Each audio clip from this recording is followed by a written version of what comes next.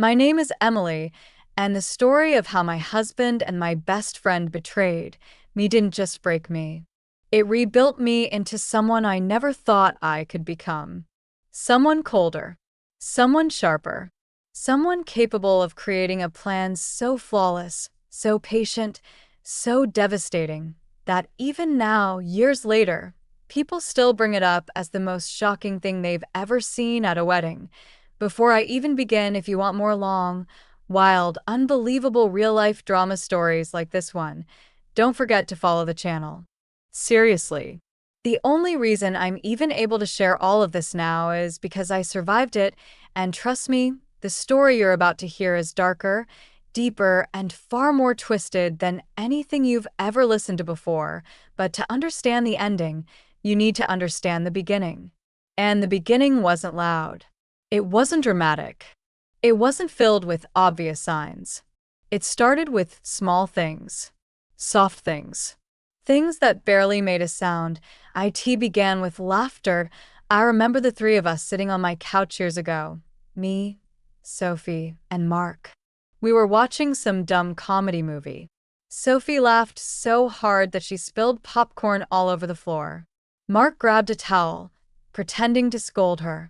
She giggled, punched his shoulder lightly, and looked at me like this was the most normal thing in the world. Back then, I didn't notice anything. I didn't think it was weird that my best friend touched my husband's arm so casually. I didn't think it was strange that they had inside jokes. I didn't think it was suspicious that they exchanged glances I didn't fully understand, because I trusted them both more than I trusted myself. Sophie had been in my life for over 15 years. We met at a school field trip. She spilled juice on me and cried like she had ruined my life. I laughed and told her it was fine. We were inseparable ever since. Mark came years later. College. We met at a bookstore. I dropped a pile of books, and he helped me pick them up. He remembered the titles. He asked me about them. We talked until the store closed. It felt like fate. Maybe it was fate, just not the kind I wanted. Sophie loved him instantly. She even told me, "Emily, he's perfect for you." She helped me plan our first dates, helped me choose what dress to wear, helped me pick out our first apartment. She practically built our relationship with me, and maybe that's why she felt entitled to steal it later. But back then, none of this crossed my mind. Back then, life was good. Too good. The first real shift happened on a Thursday. Mark came home late. Really late. Like after midnight late. He smelled like perfume. A floral perfume.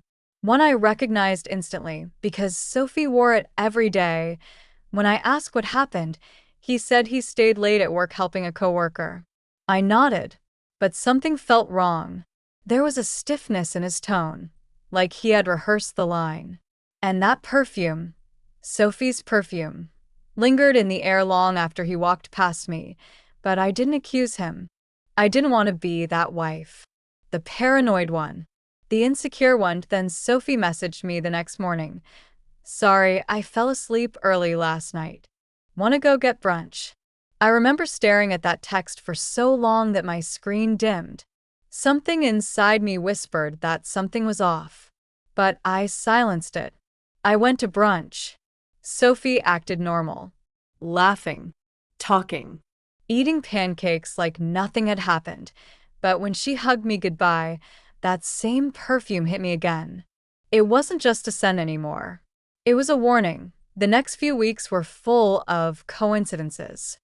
Mark working late, Sophie canceling plans, Mark's phone buzzing with messages he would hide, Sophie smiling too wide when Mark walked into a room, and then came the moment I couldn't ignore anymore. It was a Sunday morning. I woke up before Mark, walked into the living room, and there it was, Sophie's bracelet on my coffee table, a bracelet she wore every day, a bracelet she said she lost last week. I picked it up, turned it in my hand, felt the cold metal, and something inside me snapped into clarity. But instead of confronting them, I placed the bracelet exactly where it was and pretended I didn't see it. That was the day I stopped being naive. That was the day I started paying attention. I began to watch them closely, silently, with the kind of patience that only someone deeply betrayed can develop. Every lie they told, I wrote down. Every inconsistency, I saved. Every suspicious moment, I documented. Mark thought he was being smart. Sophie thought she was being subtle. They had no idea I was 10 steps ahead of both of them. The real confirmation came a month later, on that stormy Friday night. The night I came home early. The night their laughter leaked under my bedroom door. The night their shadows admitted what their mouths never would. Most people would have opened the door. Most would have screamed, thrown things, ended the relationship right then and there. But I didn't, because that kind of reaction would have satisfied them. IT would have let them turn themselves into the victims. IT would have given them control of the story. I sat in silence, I watched, I listened, and I planned. When they finally came downstairs and saw me sitting on the couch, they froze. Sophie's face went pale. Mark's voice cracked when he said, "Oh, you're home early." I smiled, a calm, cold smile that must have scared him without him understanding why. I said, "Yeah, the storm knocked out power. How was your night?" They muttered excuses. I nodded. I didn't accuse. I didn't question. And that terrified them more than any confrontation could have. Over the next months, I became a shadow in my own home. I cooked. I cleaned. I worked. I laughed on command. I played the role of the clueless wife perfectly. But inside, I was becoming something else. Every night, I organized the evidence. Every morning, I refined my plan. And every day, I became colder, sharper, more calculating. They thought I was fading away, but I was preparing for the most devastating comeback they'd ever seen. The day Mark asked for a separation, I knew it was coming. He rehearsed his lines, pretended to care, pretended to be noble. But I had already seen the engagement ring he bought for Sophie, hidden in his office drawer. He wanted a clean exit. He wanted to be the victim. He wanted to skip to his new life effortlessly. I looked him in the eyes and said, "Okay." That single word destroyed his entire plan. He wanted drama. He wanted emotion.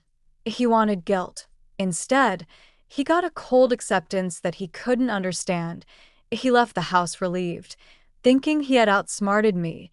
He had no idea he had just given me complete freedom to execute phase 2 of my plan. Then their engagement happened. Then the invitations. Then the wedding preparations.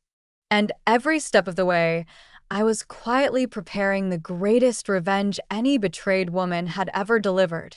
But the wedding was only the beginning, because what happened after the wedding was even worse.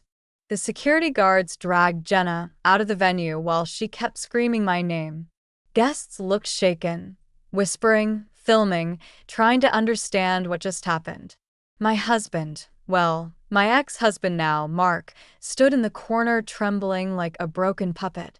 For a split second, I almost felt bad for him, but then I remembered every lie he told me. Every time he called me crazy. Every time he gaslit me into thinking I imagined everything, and all of that sympathy just evaporated. The wedding hall was chaos.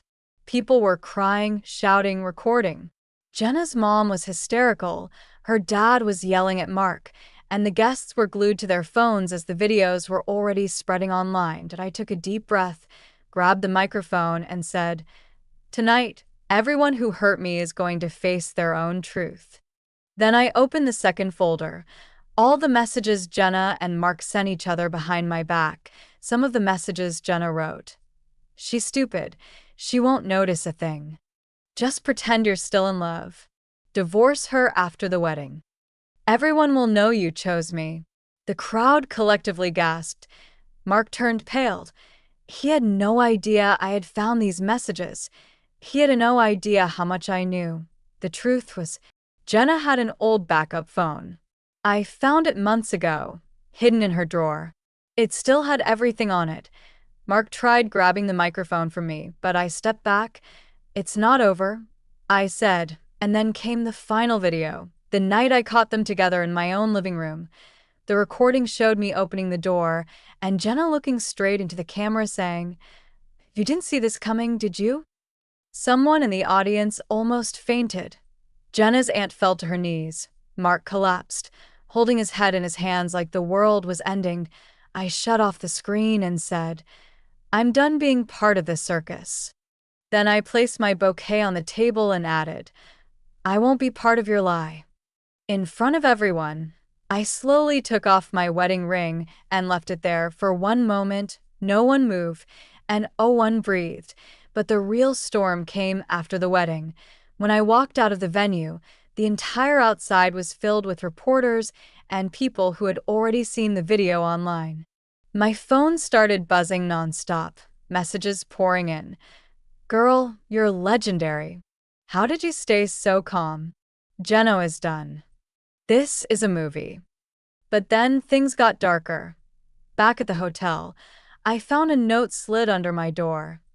"This is just the beginning." The handwriting was unmistakable. "Janet, as I sat alone trying to process everything, there was a knock on my door. I opened it and saw Mark, eyes red, hair messy, suit destroyed. "Please, can we talk?" he whispered. I was about to slam the door in his face when he said something that froze my entire body. "Jenna says she's pregnant." My heart stopped.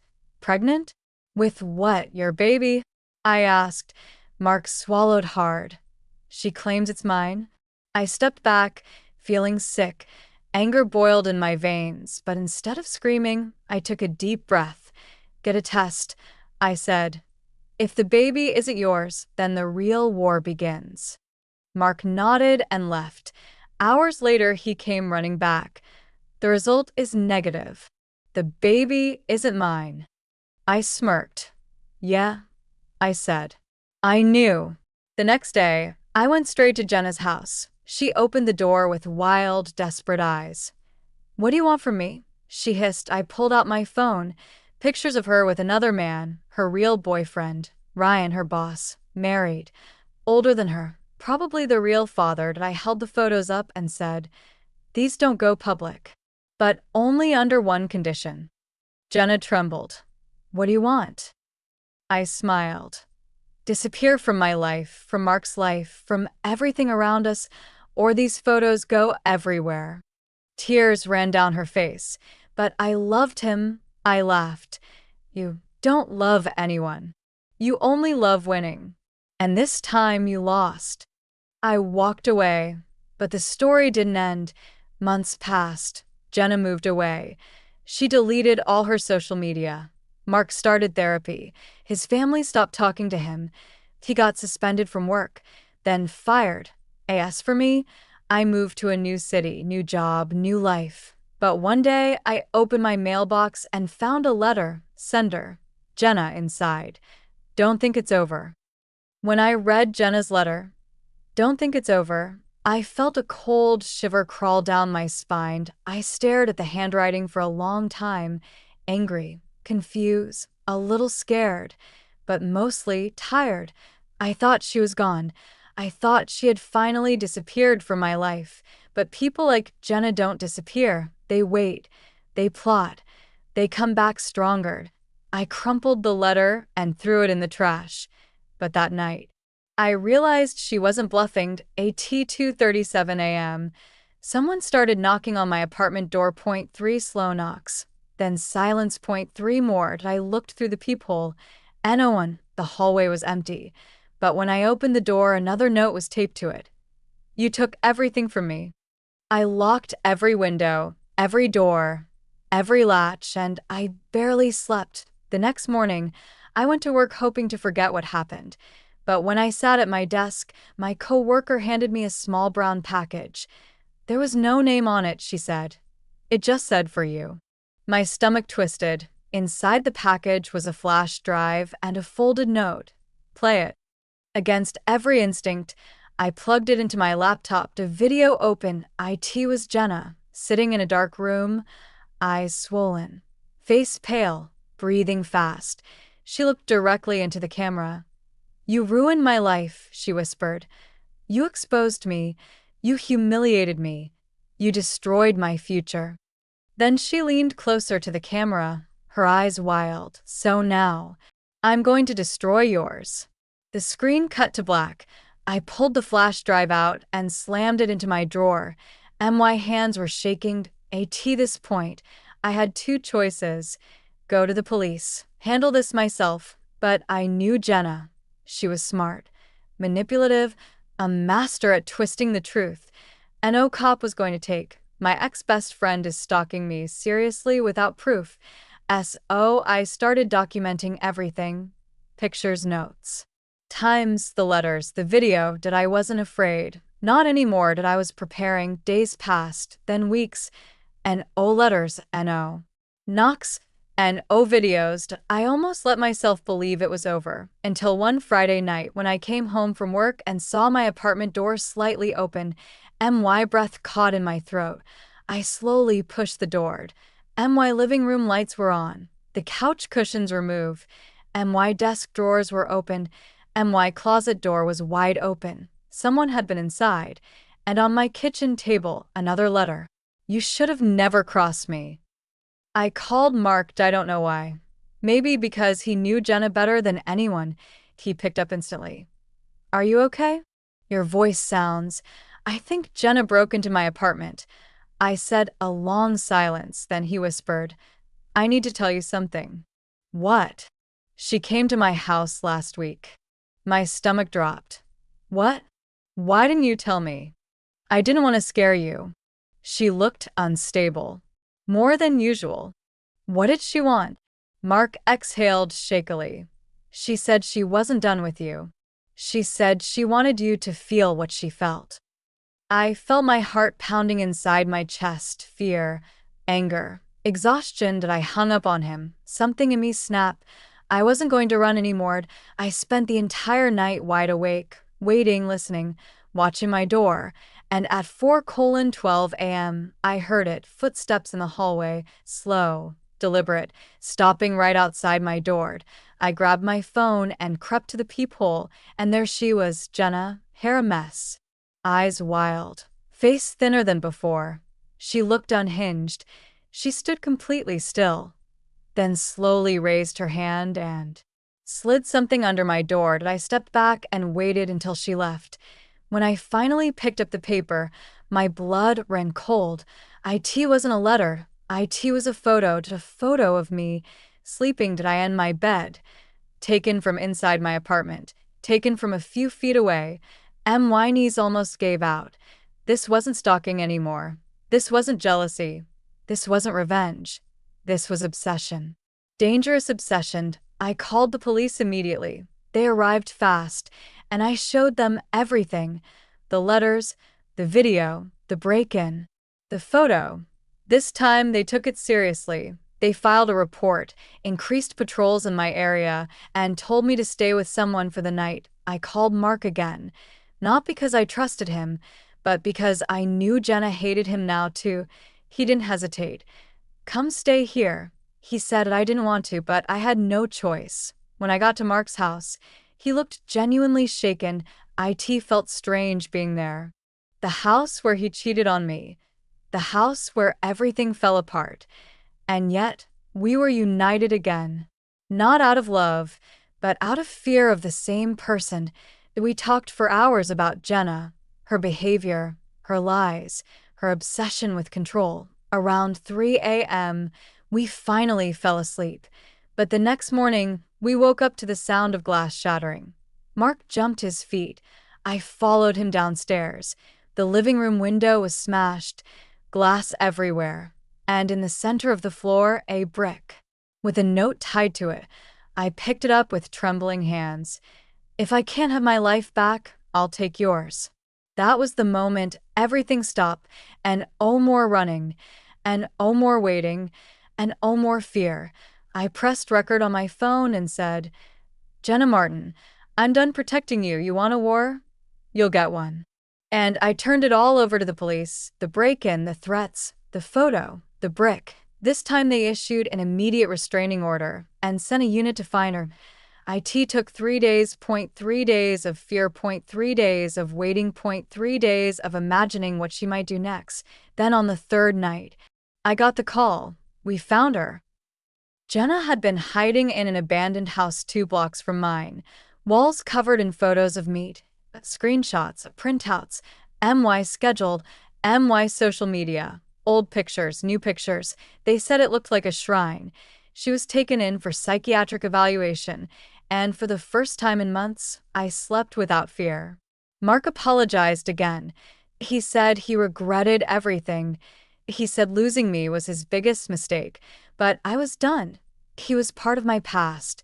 Jenna was a nightmare, and I was finally free. I moved to another city, changed my number, started a new life, and sometimes late at night, I think about everything that happened: the betrayal, the wedding, the letters, the stalking, the photo of me sleeping, and I realize something. They didn't destroy me. They forged me. I didn't get my old life back. I built a better one, just stronger one, just safer one, to life where no one will ever break me again.